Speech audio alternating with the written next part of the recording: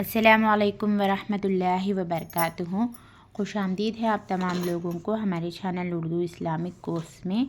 آج ہم لوگ کھانے کی سنتیں سیکھیں گے۔ اعوذ باللہ من الشیطان الرجیم، بسم اللہ الرحمن الرحیم۔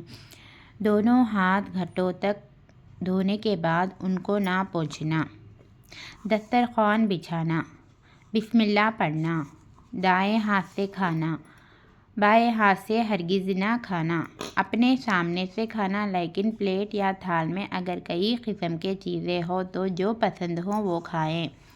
کسی کا ہاتھ بڑھ رہا ہے تو اپنا ہاتھ روک لے۔ شروع میں 3 انگلیوں سے کھانا، پیالہ، پلیٹ اور انگلیوں کو چاٹ کر صاف کرنا۔ اگر لقمہ گر جائے تو اٹھا کر کھا لینا۔ کھانے میں عیب نہ لگانا، ٹیک لگا کر نہ کھانا۔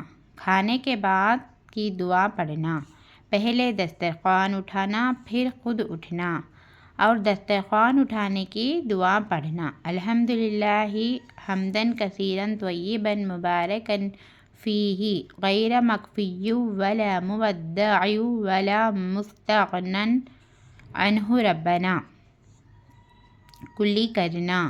دونوں ہاتھ دھونا، کھانے کے بعد فوراً پانی نہ پینا۔ یہ تمام 15 سنتیں ہیں۔